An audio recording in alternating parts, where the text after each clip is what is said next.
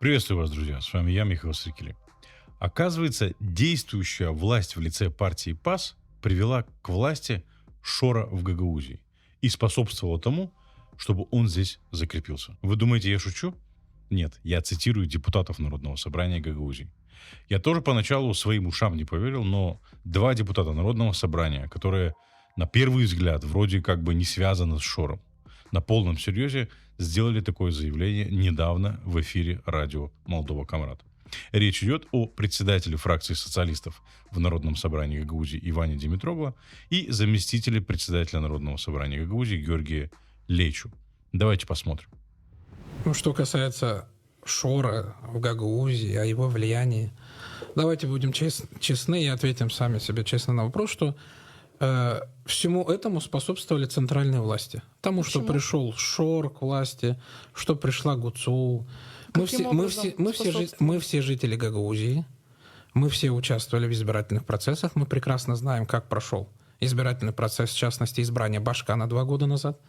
Как? Все прекрасно понимают, что происходило, какие деньги вливались сюда, сколько агитаторов набиралось, кому сколько платилось. Да, все это прекрасно, все об этом знают жители Гагаузии. И если жители Гагаузии об этом знают, то правоохранительные органы Республики Молдова, в том числе, тоже в курсе этого. Но мы наблюдали всю предвыборную кампанию, как правоохранительные органы игнорировали абсолютно все и не предпринимали никаких действий. Мне кажется, здесь нужно освежить память господину Димитрогло и напомнить, что было во время и после выборов Башкана в 2023 году. Или как вели себя все, без исключения, депутаты Народного собрания и Народное собрание в целом. Также стоит напомнить ему о том, как вели себя правоохранительные органы и как гагаузские политики препятствовали правоохранительным органам предотвращать коррупцию на выборах Башкана. Иван Димитрогло, наверное, забыл, но Генеральный инспекторат полиции Республики Молдова уведомил Центральную избирательную комиссию Гагаузии о том, что на выборах Башкана была массовая коррупция и велся массовый подкуп избирателей. Полиция уведомила об этом Центральную избирательную комиссию Гагаузии не после выборов, а во время выборов, когда ЦИК еще мог и должен был предпринять необходимые действия. Полиция предоставила Центральной избирательной комиссии Гагаузии все доказательства этого подкупа и призвала ЦИК Гагаузии предпринять все необходимые меры для того, чтобы это предотвратить. И с точки зрения закона полиция тогда поступила совершенно корректно. Полиция вела следственные действия и проинформировала об этом орган, который занимается администрированием выборов, для того, чтобы этот орган, я имею в виду Центральную избирательную комиссию Гагаузии, предпринял соответствующие действия. ЦИК Гагаузии в той ситуации должен был эту информацию принять к сведению и вынести соответствующее решение и соответствующие санкции, а точнее исключить из избирательной гонки конкурентов, которые совершали такие тяжкие преступления, для того, чтобы не компрометировать избирательный процесс и обеспечить честный ход выборов. Но что сделала Центральная избирательная комиссия Гагаузии? Она просто проигнорировала сообщение полиции. И еще раз обращу внимание, речь идет не о каких-то там мелких нарушениях, речь идет о тяжких преступлениях, которые в итоге исказили результаты выборов. Но, несмотря на это, Центральная избирательная комиссия Гагаузии утвердила результаты выборов, которые были куплены и проведены с грубейшим нарушением избирательного законодательства как АТО Гагаузия, так и законодательства Республики Молдова. Уже после того, как правоохранительные органы увидели, что ЦИК Гагаузии никак на это не отреагировал и утвердил результаты скомпрометированных выборов, полиция продолжила следственные действия. Более того, прокуратура возбудила уголовное дело по факту подкупа избирателей на выборах Башкана Гагаузии от 2023 года. И в рамках уголовного дела в Камрад приехали сотрудники Центра по борьбе с коррупцией для осуществления следственных действий. Это я к заявлению господина Димитрогло по поводу того, что правоохранительные органы ничего не сделали. Как мы видим, правоохранительные органы сделали все, что они могли, и даже больше. И делали они это в рамках закона, без нарушения компетенций Центральной избирательной комиссии Гагаузии. Проблема в том, что органы власти гагаузской автономии ничего не хотели с этим делать. И в связи с этим встречный вопрос господину Димитрогло. А что же делало Народное собрание, чтобы предотвратить массовый подкуп избирателей. Насколько я понимаю, господин Димитроглу не спорит с тем, что на выборах Башкана таки был массовый подкуп голосов. А Народное собрание, из того, что я помню, 16 мая 2023 года, когда Центр по борьбе с коррупцией осуществлял следственные действия в Камрате по делу о подкупе избирателей на выборах Башкана, организовало специальное заседание, где грозило Кишиневу всякими разными глупостями. Например, тем, что Народное собрание само утвердит результаты выборов, если этого не сделает суд. Это заседание было ничем иным, как препятствием деятельности правоохранительных органов, выполнявших свои законные компетенции по расследованию коррупции на выборах Башкана. В тот же день, помимо специального заседания Народного собрания, Шор также организовал стихийный протест перед зданием Центральной избирательной комиссии Гагаузии и перед судом Камрата, где Центр по борьбе с коррупцией осуществлял следственные действия. И этот так называемый протест тоже был частью давления на правоохранительные и следственные органы и препятствованием осуществления следственных действий. Если господин Димитроглу забыл, наверное, ему следует напомнить о том, что он присутствовал на том заседании, которое, с моей точки зрения, было незаконным. Да, конечно, Народное собрание имеет право созывать специальное заседание, но не для того, чтобы препятствовать деятельности правоохранительных органов и пытаться превысить свои компетенции, взяв на себя роль суда. А на этом заседании была попытка Народного собрания взять на себя роль суда в вопросе утверждения результатов выборов Башкана. С этой точки зрения, специальное заседание Народного собрания от 16 мая 2023 года было незаконным не по форме, а по сути. И если господин Димитроглу забыл, то я ему напомню, что его однопартиец, депутат Народного собрания Леонид Кюся, на том заседании заявил следующее: «Мы должны остановить беспредел Кишинева». Конец цитаты. То есть, фракция социалистов в Народном собрании рассматривала законные действия правоохранительных органов как беспредел и всячески им препятствовала. А сегодня Димитроглу заявляет, что правоохранительные органы ничего не сделали. А что сделали депутаты Народного собрания, включая Димитроглу и Лейчу? А депутаты защищали купленные выборы и результат, по которому Башканом стала представительница ОПГ Шора Евгения Гусу. Участвуя в том заседании, депутаты Димитроглу и Лечу препятствовали деятельности следственных органов. Это мое оценочное суждение, и мне кажется, оценку этому должны дать правоохранительные органы. Помимо статуса депутата, у господина Димитроглу и его коллег по фракции социалистов в Народном собрании был еще один партийный инструмент, который они были просто обязаны использовать для того, чтобы защитить интересы граждан и не допускать утверждения купленных выборов. И партия социалистов просто обязана была использовать этот инструмент, а не прикидываться шлангом спустя 2 года, заявляя, что правоохранительные органы ничего не сделали. О чем речь? Речь о том, что у партии социалистов на выборах Башкана 23 года был свой кандидат Григорий Узун, который прошел во второй тур, где по официальным результатам набрал на 2448 голосов меньше, чем Евгения Гуцу. И если господин Димитроглу согласен с тем, что выборы были куплены и Евгения Гуцул стала Башканом незаконным путем, то партия социалистов просто обязана была опротестовать результаты этих выборов и добиться их отмены. Но у господина Димитроглу другое мнение на этот счет. Давайте посмотрим. Что касается Григория Узуна. Он занял 2-е место на этих выборах. Григорий Узун признал эти выборы.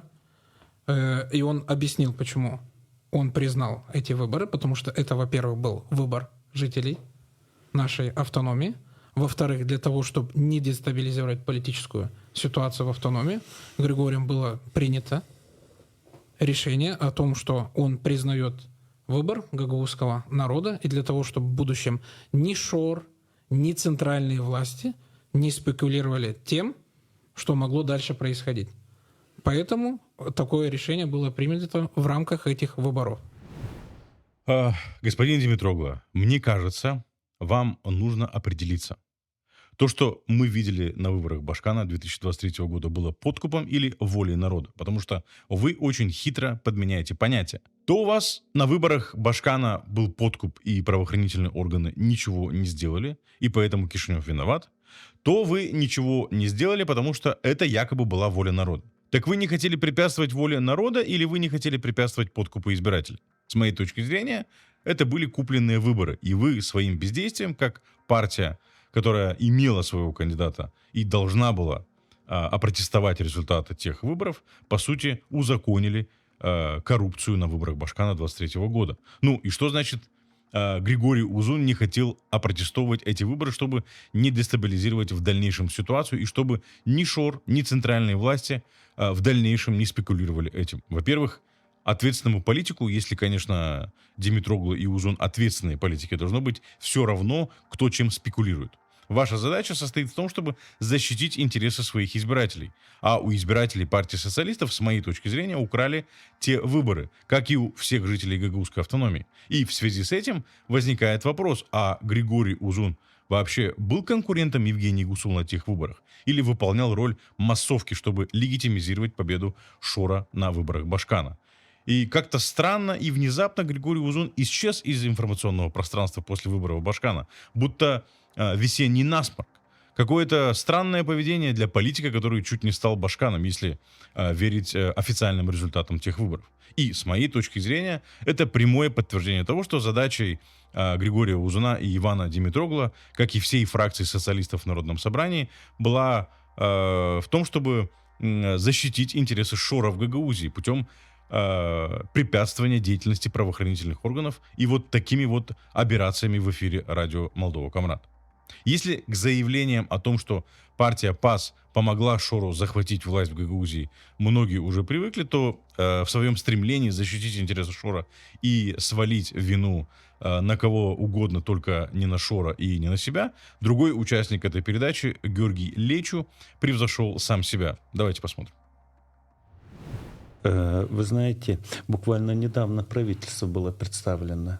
Как вы понимаете, тоже не через парламент. И тоже не так, как... Мы можем поговорить об этом, но сначала Нет, я просто делаю параллели. Поэтому оставим, как ШОР представил. Это все просто красивая значит, такая как картинка. оставим? Я не был сторонником ШОРа, я не голосовал за Гуцул. Я это открыто 1000 раз говорил. То, Поэтому что мне было легче говорить. сейчас, это предложения были, а он прямо представил я к тому, и предложил. я к тому, что он предложил, понятно, но официально это Башкан предложила, официально направила письмо с правовой Вывели точки экран, зрения. и он перечислял Ну, сейчас кандидатов. правительство тоже обсудили, кто будет премьером, заявили об этом, и только через определенное время парламент озвучил его фамилию, как полагается по закону и по Конституции. Ну, это же не Поэтому- оправдывает того, что было ШОРом. Послушайте, но не Я в этом пытаюсь дело. понять, Я к как мы тому, можем чтобы не связать эти два спекулировать события. на вот этих вещах. Я не в отношении вас, я говорю про политиков, которые пытаются спекулировать. Я и тогда и говорил, что это не имеет Ну, отношения жители к задают сути. вопрос, которые уже поняли, Я что понял, произошло, но я в частности, объясняю. и штрафов, Вот когда их сегодня обманули то же с самое этими произошло с решениями. правительством. Такие же вопросы задаются. Но, тем не менее,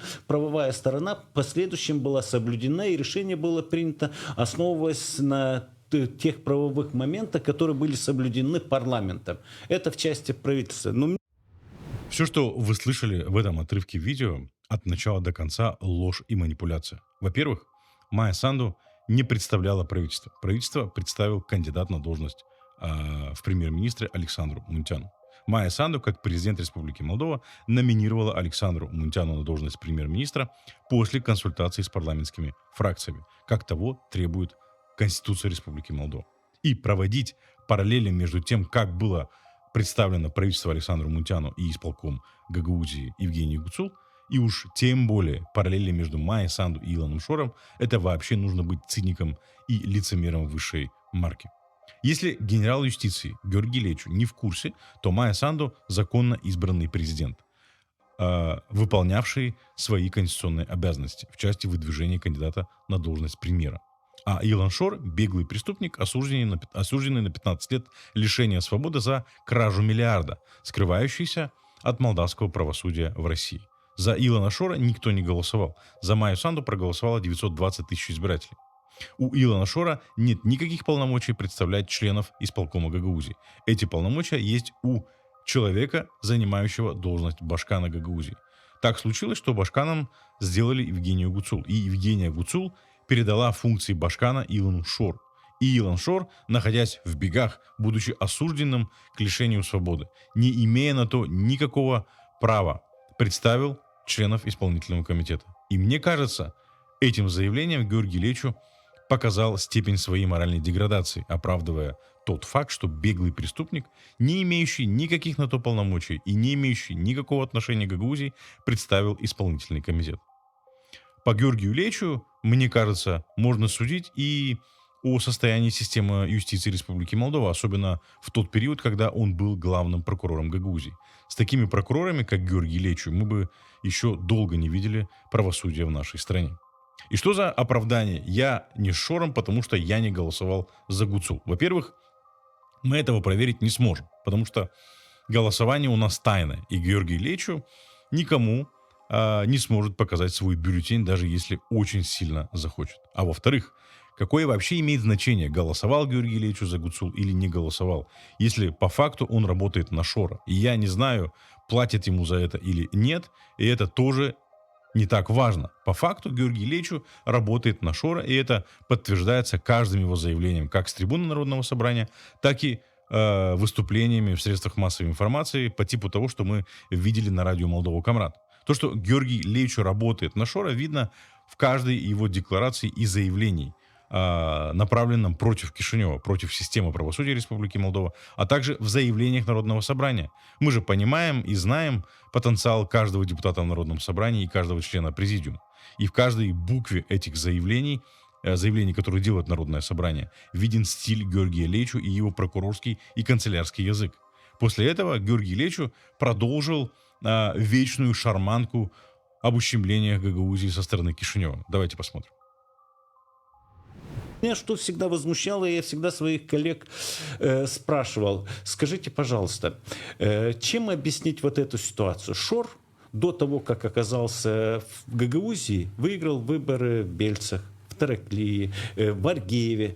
Вы какие-то меры в отношении жителей этих регионов предпринимали? Вы перестали их финансировать, как нас с НДС? Вы убирали у них какие-то государственные структуры, чтобы усложнить жизнь людей по оказанию услуг в той или иной сфере, там, начиная от налоговой? И опять вранье. В чем жители Гагаузии были ущемлены, господин Лечу? Кишинев перестал выплачивать пенсии и зарплаты жителям Гагаузии? Нет. Кишинев перестал перечислять Гагаузии положенные трансферты? Нет. Кишинев перестал финансировать инфраструктурные проекты в городах и селах Гагаузии? Снова нет. Ну так зачем же вы врете, господин Лечу? НДС, о котором вы говорите, как поступал в бюджет Гагаузии, так и поступает. И ничего Кишинев в отношении Гагаузии не сделал, если речь идет об НДС. Конституционный суд, если вы забыли, отменил тот самый закон по НДС. И Гагаузия, с одной стороны, продолжает получать НДС в региональный бюджет, а с другой стороны не несет никаких затрат по возмещению НДС экономическим агентам. Уже год прошел с неудачной попытки парламента обязать Гагаузию возмещать НДС экономическим агентам. А вы все никак не можете это забыть. И кто же виноват Гагаузии, если вы, я имею в виду руководство Гагаузии, не нашли выхода из того кратковременного кризиса, чтобы выполнить свои обязательства или обязательства бюджета Гагаузии перед экономическими агентами до решения Конституционного суда? Если бы вы правильно скоммуницировали все экономическим агентам и выполнили бы перед ними обязательства, то они не потерпели бы никаких убытков и не были бы вынуждены уйти из Гагаузии. Не говоря уже о том, что вообще не нужно было допускать Шора в Гагаузию.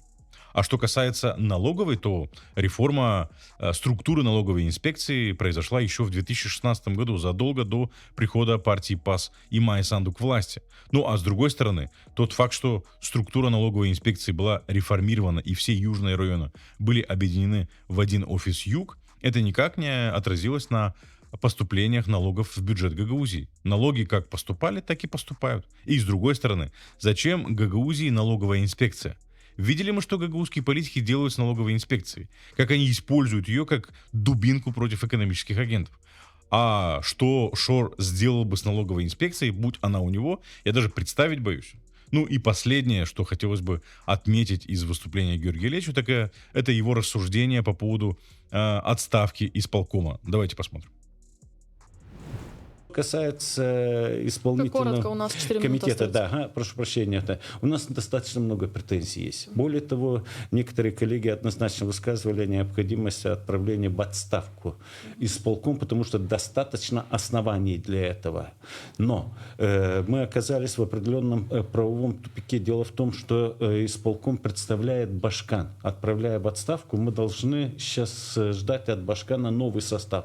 Башкан может этот же состав представить или бог знает какой состав. В то же время закон говорит, что сам факт избрания депутатов нового созыва уже по праву отправляет исполнительный комитет в отставку. То есть мы можем сами это сделать и дождемся, когда Башкан нам представит то же самое. Будем играть вот пинг-понг в этих вопросах. Либо сейчас проводим выборы, и по результатам сразу же после конституирования Народного собрания исполнительный комитет оказывается в отставке. Ну, во-первых, что значит правовой тупик? Гагаузия оказалась не в правовом, а в политическом и моральном тупике. И для того, чтобы выйти из этого политического и морального тупика, Народным собранием Гагаузии должно быть принято политическое решение. Но из того, что я слышу от Георгия Лечо, Народное собрание не собирается выводить Гагаузию из этого тупика. И что значит, если мы отправим в отставку исполком, то Башкан должен будет представить новый или тот же состав исполкома. Я так понимаю, что Георгий Лечо имеет в виду Евгению Гуцул. Правильно ли я понимаю, что Георгий Лечо не рассматривает вариант проведения досрочных башканских выборов, что было бы уместно с правовой и с политической точки зрения для того, чтобы вывести Гагаузию из этого тупика? Я так понимаю, что Народное собрание не признает решение суда, осудившего Евгения Гуцул на 7 лет лишения свободы. Окей, вы ждете сейчас решения апелляционной палаты, которое может затянуться на месяцы или даже на годы. А что если апелляционная палата оставит в силе решение суда первой инстанции? Я так понимаю, что вы будете ждать решения высшей судебной палаты, которое тоже затянется на месяцы или даже на годы. А что если и высшая судебная палата оставит в силе решение суда первой инстанции? Вы будете ждать решения Европейского суда по правам человека? Так получается? Так это вообще может затянуться на десятилетия. И все это время Гагаузия будет жить без Башкана? Евгения Гуцул уже полгода не может выполнять функции Башкана. И, скорее всего, не сможет их выполнять следующие 7 лет. А уложение Гагаузии четко определяет, что если Башкан не может выполнять свои функции на протяжении 60 дней, то должность Башкана объявляется вакантной. Народное собрание должно было объявить должность Башкана вакантной еще 4 месяца назад. И в течение этого времени должны были уже быть проведены досрочные башканские выборы, чтобы вывести Гагаузию из этого правового, морального и политического тупика, в который нас загнали, в том числе и гости передачи на радио Молдова Камрад. А сейчас они делают все, чтобы Гагаузия и дальше оставалась заложницей этой ситуации. И исходя из этого, какая разница, голосовал Георгий Лечо за Евгению Гуцул или не голосовал, если он все равно работает на Шора. Теперь, возвращаясь к тому, с чего началась сегодняшняя передача и сегодняшний выпуск, а именно заявление Ивана Димитрогла о том, что якобы ПАС способствовал приходу Шора к власти в Гагаузии, что не так и является попыткой снять с себя ответственность. Но окей, допустим, вы не хотите признавать, что вы привели Шора к власти в Гагаузии или способствовали этому. Но в связи с этим возникает другой вопрос, очень логичный в этой ситуации. Хотят ли гагаузские политики, включая Ивана Димитрогла и Георгия Лечо, избавить Гагаузию от Шора? Кишинев уже решил эту задачу на 90%. Евгения Гуцул сидит в тюрьме за совершенные ею преступления. Майя Санду переизбрана на второй срок. ПАС повторно выиграл парламентские выборы. Действия правоохранительных органов существенно ослабили сетку Шора и власть Шора в Гагаузии. Эта власть Шора в Гагаузии практически висит на волоске. И у Народного собрания сейчас есть уникальная возможность закончить эту позорную страницу в истории Гагаузии. Для этого нужно всего лишь навсего 3 вещи. Очень простые, не требующие мужества или героизма. Если, конечно, не считать героизмом отказ от грязных денег Шора. Для этого нужно, первое, назначить дату очередных выборов в Народное собрание. Второе, назначить дату досрочных выборов Башкана. И третье, принять декларацию о том, что Гагаузия захвачена Шором, и осудить эту позорную страницу нашей истории. Но как в известном анекдоте, в борьбе с коррупцией главное не выйти на самих себя. И в этой связи я бы даже сделал скидку Народному собранию. Вы можете не принимать декларацию о том, что Гагаузия была захваченным шором, если не хотите осуждать самих себя. Просто назначьте дату выборов в Народное собрание и выборов Башкана. Это, конечно, в том случае, если вы хотите избавить Гагаузию от шора. А если не хотите, так и не пи***те, что во всем виноват Кишинев, и не корчите из себя девственников.